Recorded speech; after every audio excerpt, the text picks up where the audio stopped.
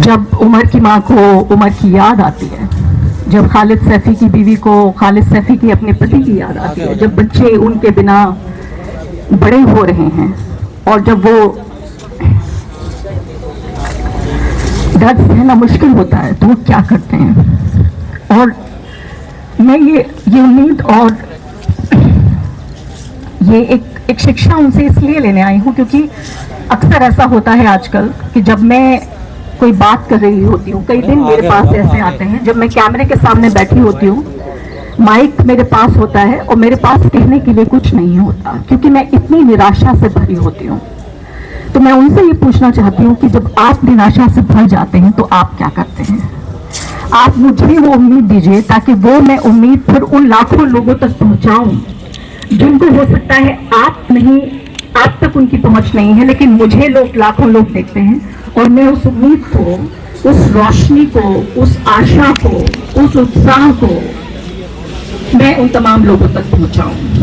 दूसरी एक अहम बात मैं ये कहना चाहती हूँ, ये बताना चाहती हूँ कि आज जिस तरह का हम देश देख रहे हैं और जिस तरह के देश बनाने की कोशिश हो रही है, अभी 2 दिन पहले हमारे प्रिय नरेंद्र मोदी जी का जन्मदिन था और उनके जन्मदिन को एक राष्ट्रीय पर्व की तरह मनाया गया।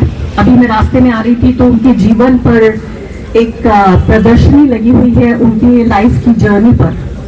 मैं तो सोच रही हूँ कि पिछले 30 साल से नरेंद्र मोदी जी जिस पब्लिक लाइफ में है, उनका एक दिन भी मिस नहीं हुआ कि उन्होंने एक दिन क्या किया वो कैमरे पे रिकॉर्ड ना हुआ हो।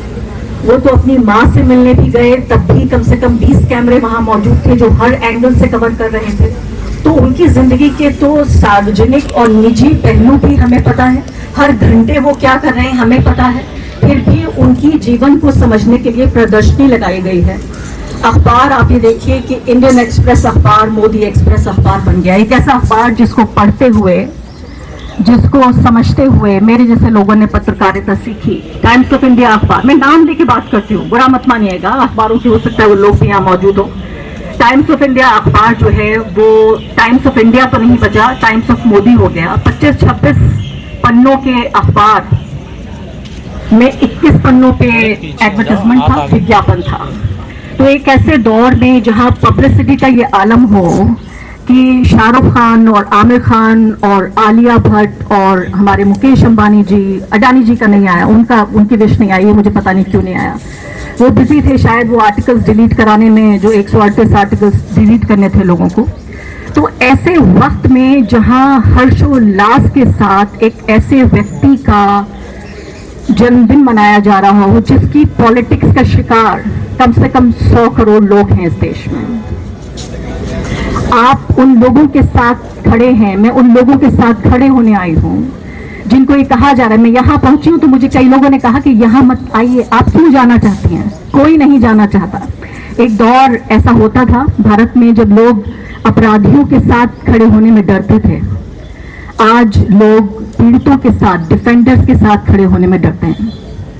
ये वो पॉलिटिक्स है, एक शख्स की, एक इंस्टीट्यूशन की पॉलिटिक्स जिसके जन्मदिन को हर्षोल्लास के साथ मजबूर किया गया कि बताया जाए कि 150 करोड़ 140 करोड़ जो लोग हैं वो भी इसमें शामिल हैं। आपने वो वीडियो भी देखा होगा जिस वीडियो में बीजेपी के कार्यकर्ताओं को ये ट्रेनिंग दी जा रही है कि आपको ताली कैसे बजानी है, आपको उनकी सालगिरह मनानी कैसे। तो मैं ये बताना चाहती हूँ कि जिस तरह का मुल्क बनाने की यहाँ पर कोशिश हो रही है और बड़े नाकाम तरीके से वो देश बनाने की कोशिश हो रही है, जिस संविधान की हत्या करने की कोशिश हो रही है, इसको 2025 में ही लगता है ये बनने में, अगर शाहीन बाग का आंदोलन नहीं होता। शाहीन बाग का जो आंदोलन हुआ 2025 में, उसने भारत के जो एक लोकतांत्रिक, धर्मनिरपेक्ष और संविधान पर आधारित जो देश था और जिस तरह का धर्म पर आधारित हिंदू राष्ट्र बनाने की जो कोशिश थी, उसके बीच में दीवार बनके शाहीन बाग और शाहीन बाग की औरतें और वो तमाम लोग जो आज जेल में मौजूद है, यूएपीए जिन पे लगा हुआ है, वो दीवार बनके खड़े हो गए। वरना ये देश 2019 में ही वो देश बन गया होता जो ये आज बनाना चाहते हैं।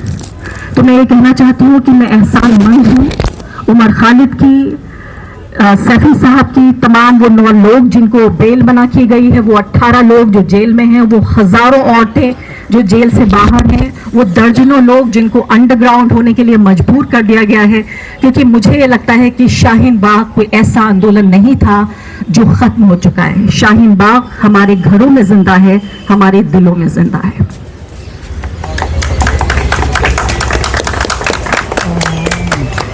और जितना ज्यादा इस आंदोलन को दबाने की कोशिश होगी, आंदोलन देखिए, आंदोलन के कई तरीके होते हैं। कभी कभी आप आंदोलन करते हैं सड़क पे आके नारे लगाते हैं, कभी कभी आप आंदोलन करते हैं जब आप एक लेख लिखते हैं, कभी कभी मैं आंदोलन करती हूँ, रोज मेरा काम है, लेकिन कभी कभी मैं एक ऐसा वीडियो बनाती हूँ जो वीडियो मेरे लिए एक रेजिस्टेंस के एक सिंबल के तौर पे होता है, जैसे मैं एक आंदोलनकारी हूँ। ऐसे भी कभी वीडियो बनाती हूँ। आप लोग यहाँ तमाम जमा हुए हैं, आप में से बहुत सारे लोग, आपके पास बहुत काम होंगे, जैसे कि अभी सरकार विकास के कितने कार्य कर रही है, दिल्ली सरकार अभी क्या कर रही है, उनका सबका ढिंढोरा पीटना है, लेकिन आप यहाँ पे जमा हुए और आप यहाँ उन लोगों को सुनने आए हैं, उन लोगों के साथ देने आए हैं, इस वीडियो को आप डॉक्यूमेंट कर रहे हैं, स्पीच को, मैं कहूँगी आप भी इस आंदोलन का हिस्सा है। तो बहुत बहुत शुक्रिया आप सबका यहाँ आने के लिए और हमें ये बताने के लिए कि उम्मीद हम नहीं छोड़ेंगे, हम इस देश को बचा के रखेंगे, बना के रखेंगे, ये हमारी जिम्मेदारी है, ये हमारा वादा है। हम जवाहरलाल नेहरू, मौलाना आज़ाद, महात्मा गांधी के वारिस हैं। वो ये देश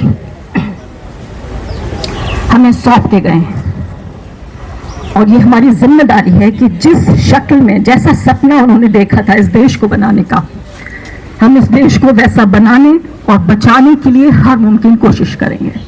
डेमोक्रेसी को, इस संविधान को, भारत की आम जनता को, 140 करोड़ लोगों को जो 100 दिन की रोशनी मिली, वो मेरे जैसे पत्रकारों को भी मिली।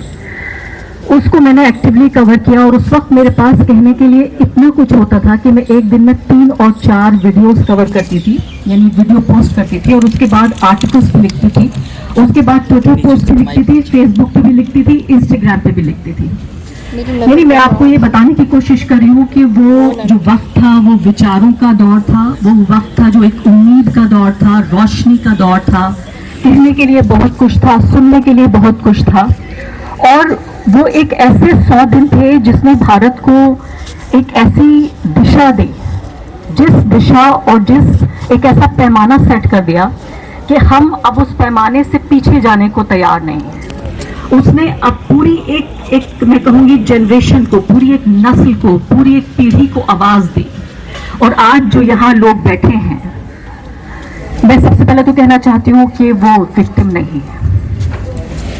सबसे पहली बात तो मुझे अपनी वोकैबुलरी भी, अपनी खुद की वोकैबुलरी मुझे दुरुस्त करनी होगी, अपनी शब्दावली। जब मैं टीवी के कार्यक्रम करती हूँ, जब मैं अपनी बात कहती हूँ, तो मैं कहूँगी कि वो विक्टिम नहीं है, वो पीड़ित नहीं है, वो रक्षक हैं, वो डिफेंडर्स हैं।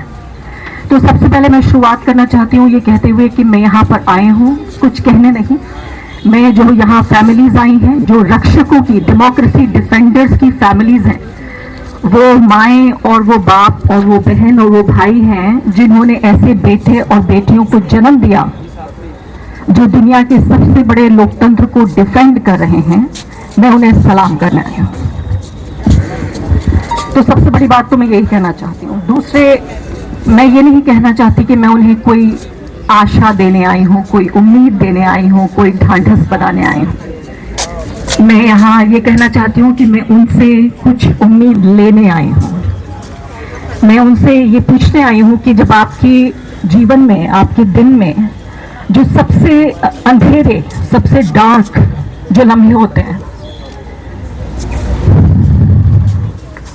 आप उन्हें कैसे फेस करते हैं?